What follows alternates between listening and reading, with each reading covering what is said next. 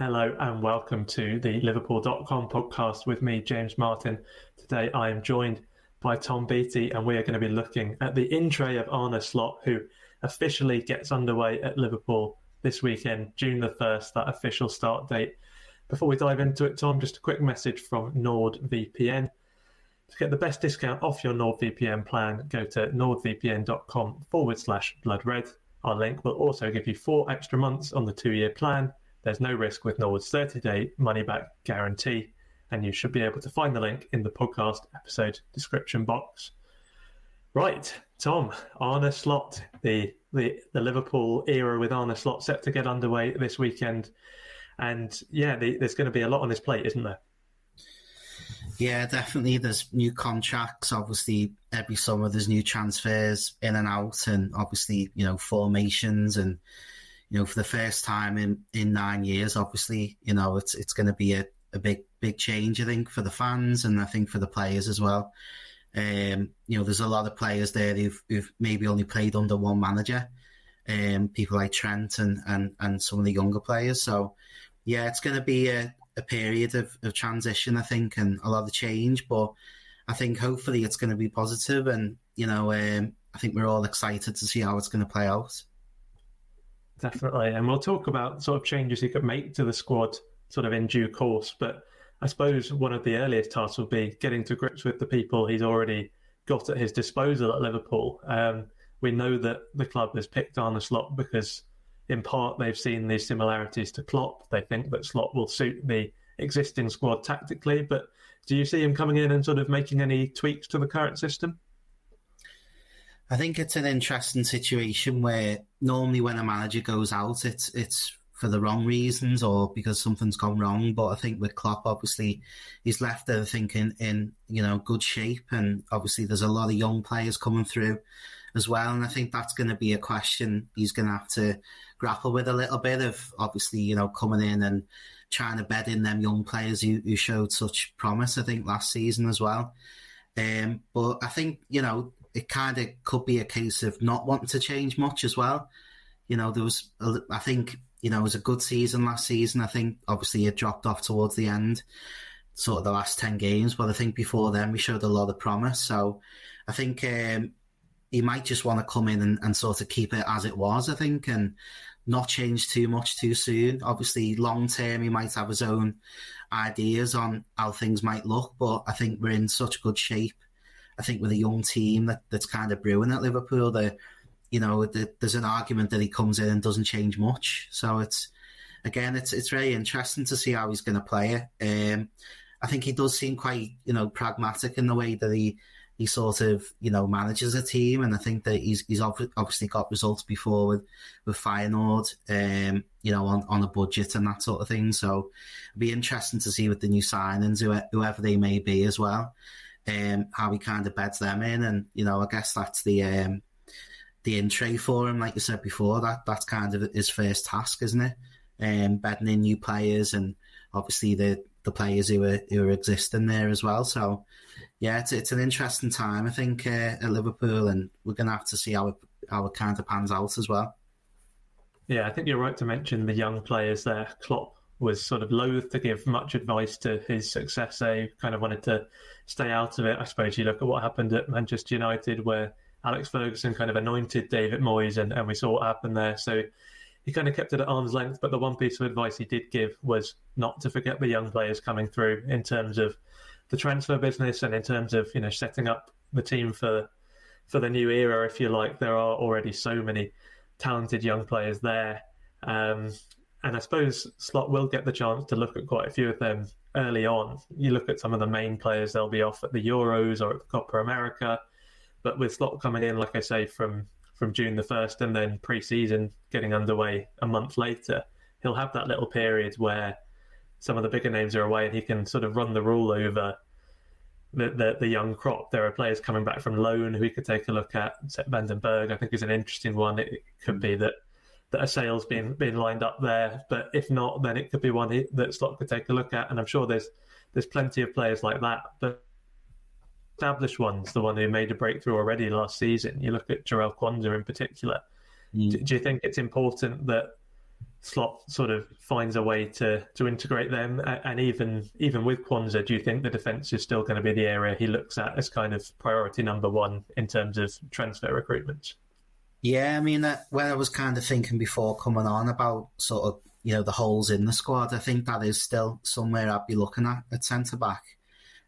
Obviously, with some of the injuries to Iwu Konate last season, obviously a great player, but, can we rely on him in terms of his fitness? And then obviously Joel Matip leaving as well, I think is going to leave a big gap in the squad, even though, his minutes were curtailed last season. But I think, he was such an influential player in the squad that I think that's going to be someone we're going to have to replace. So, it's funny with Kwanzaa where you don't want to stifle his development, but also it might actually help him, I think, to have another kind of mentor in a sense come along and maybe not have him in the firing line as much as he was last season. I think, certain games where we had to throw him in because of injuries and that sort of thing, where in an ideal world it would have been a bit more staggered, I think, in terms of, the amount of games he had to play. But obviously he's a massive talent, and, it's been shown in the fact he's been called up for England. Obviously he's impressed Gareth Southgate as well. So, I think he's probably one of the biggest talents, I think, in the country right now. So it'll be interesting to see with the new manager whether he wants to kind of help him along in a sense by bringing someone in, or whether it's a case of, trusting him and, kind of making him that first choice next to Virgil van Dijk at the back. So, it's interesting last season as well that he was keeping Konate out the team at some stages. So, I don't think any of us would have predicted that at the start of the season. So, yeah, it will be interesting to see whether, with his development, whether we'll kind of hold back from bringing someone else in, even though Matip's gone. Yeah, it's a really tricky question, one that, as you say, we wouldn't have anticipated at the start of last season. If we'd known how much Kwanzaa was going to be playing, we'd probably have been worried about another kind of injury crisis. And of course, there were injuries, but he earned his place. And as you say, by the end of the campaign, was very much competing with Konate on an even footing. But it's, as you say, it's hard because you don't want to block his development, but at the same time, maybe you don't want to have to burden him with sort of the expectations of playing week in, week out. We know that Liverpool has an injury-prone back line. And also, you touched upon the contract situation with Matip leaving. We can also point to Virgil van Dijk, who is into the final year of his deal, and he's turning 33 this summer. So even if you're kind of looking at it as Van Dijk and Kwanzaa can be the partnership for Slot's first season, I suppose what you could say is it still makes sense to be sort of looking at a defender as the kind of first job in the in-tray, in the sense of planning beyond the first season. Because, I mean, I'm sure everyone at Liverpool will be hoping that Slot can build for a longer-term project. Yeah, absolutely. I mean, like you say, he's turning 33 this summer. So as much as we don't want to think of sort of a side without Virgil van Dijk, I think as fans, I think that, realistically, we've got to kind of start wondering, how long, he can play at the top level. Obviously, there's examples, Thiago Silva and people like that who've gone on to play until they were 40. But, as great as he is, it always helps to be forward planning, I think. And, there are a couple of players where, obviously with the Everton connection, Jared Branthwaite, for example, we haven't bought off Everton for, I think, 2 decades now. So that's maybe out of the question. But I think a left-sided centre-back wouldn't be the worst option, I think, as well as a backup, and maybe giving him a break sometimes as well. He's played so many minutes, I think, even last season. Virgil van Dijk, possibly having an established backup in that kind of left-hand side position, I think it'd be a good step, I think. But, I think it always pays to kind of plan forward, I think, with transfers. And I think that's been one of the hallmarks with Michael Edwards, of course, in the past, that he's always been kind of one step ahead of the market. So I wouldn't be surprised if he's got a couple of tricks up his sleeve this summer, I think. Yeah, I sadly don't think that Branthwaite will be one of those tricks. I agree with you that it's a shame about the Everton sort of connection there, because he does look like one who could fit the bill quite nicely. I think it was Theo Squires for the Echo the other week saying that there were those at the academy who who thought that Kwanzaa and Branthwaite could well end up being the England centre-back pairing for years to come. Of course, both in the provisional squad for the Euros, both sort of maybe a little bit at risk of being cut, but looking to the future, as Liverpool will be hoping to be doing. They're both big talents. And an interesting one about the sort of left-sided, right-sided dilemma as well. Of course, there's been a lot of talk in previous windows about signing that left-sided centre-back, and that's sort of been equated with left-footed centre-back in certain circles. But of course, we've had Van Dijk playing there for many years to great success on his right side. So it's one of them. Kwanzaa has played both of those roles last season. This season, you never quite know what to call it when the season's just ended, do you? But at 23-24, his minutes were kind of spread. When he was alongside Van Dijk, he played on the right, but when he was playing instead of Van Dijk, he sometimes lined up on the left. So maybe that's one where Liverpool are looking at it. He could be the long-term Van Dijk heir, and then maybe someone else comes in for that right-sided role. But these are the sort of minutiae. Maybe Slot will sort of come to them in due course. But there are more pressing concerns probably. And, you know, we mentioned Van Dijk's contract. I think there will be a couple of contract situations weighing on the mind of Arne Slot. He won't necessarily be the first point of contact in terms of resolving them. You touched upon Michael Edwards, who's, of course, back in a role with FSG. He's hired Richard Hughes as the sporting director. So Slot will be involved in these decisions, but he won't necessarily be the one calling the shots, but he'll certainly have a vested interest in it. And of course, as well as Van Dijk, it's Mohamed Salah and Trent Alexander-Arnold. Now that Thiago's left, those are the three top earners on Liverpool's wage bill, and they've all been allowed to go into the final year of their deals. How do you see those ones panning out? I mean, it's in a sense, it's a shame that it's got to this point, but I can kind of understand it because of the upheaval in terms of, you know, sporting directors coming in and out and that sort of thing. So it is understandable. But yeah, like you say, I mean, Trent, I think, you know, long term, I think a lot of the fans will be looking at as the future captain of the club. So I think definitely tying him down to a new deal, I think, has got to be a priority. And also then Mohamed Salah, you know, he arguably is our best player and our most kind of recognisable name, if you like. And I think that, you know, there's countless examples now of forwards who've gone on into the kind of late 30s, isn't there, in the past kind of decade. Benzema and, you know, even Messi, Ronaldo, Lewandowski, still kind of hitting them top numbers. I think there was a little drop-off in terms of sort of his output last season, just I think because of the amount of pressure that was on him at times and a couple of injuries as well for the first time. So I still expect next season, you know, he'll be here obviously, but, you know, that there is that question mark, like you say, over his contract, whether he'll see that out, that deal, and maybe head elsewhere. That is the big question, really. In one sense, I can see that happening because, you know, you're getting to that stage in your career. You might want that kind of final payday, if you like, or a new challenge. But, you know, I can see him playing at the top for the next kind of 5 years, personally. And I think that for me, I'd probably tie him down to a new deal, whether that's a couple more years or, you know, an extension. I think that'd be sort of perfect for both parties, really, because, you know, ultimately the best players want to be playing at the top level. And I think that, you know, if you're in the Premier League playing for Liverpool, you know, you'll be in the Champions League, you'd imagine, most seasons and challenging for the league most seasons. So, you know, I think it, like I say, I think it works for both parties for Mohamed Salah to stay a bit longer. And obviously Trent, I think, is a no-brainer as well, heading into his prime. And I think we're going to have to sort that out quite quickly, because if there was any sniff of him not signing a new deal or, you know, even wanting to go, I think there'd be a lot of suitors for him. But I think it's almost the unthinkable, really, that he'd leave. And I imagine maybe all three of them will get done this summer. I hope they do, as a fan, obviously. And, you know, I think that now we've got that new structure in place, I think them deals are going to start coming thick and fast, I think. Let's hope so. I think you're right. It really would be a doomsday scenario if Alexander-Arnold not only left, but left at the end of his contract. Because, I mean, you know, even if he did leave Liverpool, you'd hope he's a kind of 100 million, 150 million pound player. He's that good. He's generational in what he does.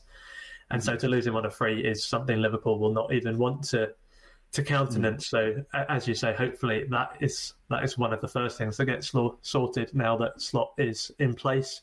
The others certainly harder, but I agree with you about Salah in particular. I think the Messi comparison is the one I've always been drawn to, in the sense that, I mean, no one can touch Messi. He's been the best player, certainly of a generation and probably of all time. But I think in terms of what the Premier League has known, I think Salah is maybe the one who's come closest in terms of that consistency every year, and in terms of the fact that he's almost two players rolled into one. We've seen the version of him that will score, 30, 35, 40 goals in a season, and we've seen the version that will lay on chances for others. And I think what's been really interesting watching Messi is how he's kind of transformed his game, and sort of that playmaker side has been accentuated, maybe less so sort of now he's moved over to MLS, but we saw with PSG, he wasn't necessarily posting those same scoring numbers all the time, but his assists and the chances he created was still world class. And I think we could maybe see that sort of similar journey with Salah, and one that certainly sort of gives you confidence to extend that deal by another year or two. But then I suppose what that brings us to is where exactly that fits Salah into the Slot system. We've talked before on previous shows about how Slot loves his wingers in the kind of traditional sense, the sort of explosive, fast, pacey. But they'll still cut in, so it's not like we'll necessarily change from the inverted wingers that have been a staple under Klopp. But the kind of 31, 32-year-old version of Salah hasn't been that player we've seen on the wings for Feyenoord for quite a long time. So you do wonder if maybe Slot wants to look at where he uses Salah. We know that it's tricky to ever bench him. Klopp certainly found that in his last few months at the club. So it's certainly not a burden to keep Salah because he's one of the world's best players still. But Slot will need to think carefully about how he uses him. One thing that could be sort of on the cards is that number 10 role. We've again touched upon it before, how there's a 4-2-3-1 that's been used at Feyenoord. Sometimes it does look closer to the Liverpool 4-3-3, so we don't want to make too much of kind of the change in formation. But, if there's going to be little tweaks, and we should expect that with a change of manager, do you think that sort of re-emergence of the number 10 that Liverpool hasn't seen for a while is something that could potentially happen? Yeah, I mean, I think if you look at sort of the personnel within the squad, I think that, it could actually fit really well. I mean, you've touched upon, obviously, Salah there and, his credentials in terms of, being a playmaker, essentially, and, creating chances. And we've seen that throughout his Liverpool career, like you said. But there's also a couple of people in the squad, I think, who could sort of fulfill that role as well. Obviously, Dominic Szoboszlai. I think he could kind of do with that, moving into that role in a sense. I think he had an okay season, obviously, but I think possibly moving that forward for him, that could be good for him to move into a number 10 kind of role as a playmaker. Obviously, he's great at pressing as well, as we saw last season. So that would really fit well with Slot's kind of philosophy. I think the other one, obviously, is Harvey Elliott as well, where we potentially got a major talent on our hands as well as a club. For him to have played that many games last season, I think at his age, I mean, he was a real kind of unsung hero.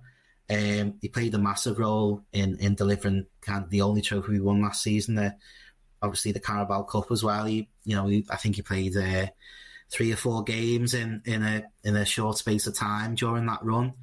So yeah, he was kind of instrumental in that, and I think that he's one where, goes back to the thing with Quansah, really, where we don't want to stifle his development in a sense, so I don't think we'd be bringing someone in necessarily, but, he's a player who I think Salah's kind of taken under his wing. You can tell they've got that kind of connection, even when they play together. And, I dare say that, Slot might be looking at Harvey Elliott long-term in terms of that number 10 role, if he is to stay with the kind of formation he played at Feyenoord. So that's really interesting. I think that kind of conversation on whether he'll stick with kind of his old philosophy that he had, obviously over in Holland, or whether, he will kind of go more towards that Klopp kind of style. But I think, like you touched upon before as well, when, they're without the ball, they're back in that 4-3-3, pressing and that sort of thing. So there might not be that many changes visually, I think, which is the interesting thing. But whether we go with that number 10, which I think Klopp kind of tried to do a couple of times, I think, during his era with people like Shaqiri and players like that, but it never quite turned out, I think, because of personnel, particularly after Coutinho left. I think that was kind of the end of the experiment, really. But yeah, I think there's a lot of potential there in terms of what we do with that moving forward. So I think that's a really exciting thing for next season as well, whether there's a couple of players where it takes them onto that next level in that position. Yeah, and you'll remember when Klopp first came in that there was all of the talk of Mario Götze and that number 10 role, sort of assuming he would almost copy and paste the system that had worked in Borussia Dortmund. And then, of course, we ended up with this iconic Liverpool shape, really, the 4-3-3, which has stayed more or less the same throughout his tenure. So, yeah, there's certainly no guarantees about what Slot will do. He'll no doubt take this chance in his first few weeks to assess the squad, work out what's best, and then put it into action on the pitch. And just to sort of come full circle a bit in terms of assessing those youngsters, there's Fabio Carvalho you can mention as well. He's one of those ones returning from loan, had a tricky time at Leipzig in the first half of the season, but then excelled in the Championship with Hull in the second half. So he's maybe another one who Slot could have a look at if he is going to sort of use that number 10 role, and that could really help his Liverpool career as well. But these are all questions that Slot will answer in the next weeks and months. It's an exciting time and a busy time for him and for his backroom staff. We'll keep you updated with everything going on behind the scenes. All of these Slot decisions, we will be analysing them. And of course, in a month or so, we'll have the pre-season games where we'll really start to see those ideas on the pitch for the first time. In the meantime, that's just about us done for today. Tom, thanks very much for joining me, and we'll see the rest of you soon. Thanks a lot for watching.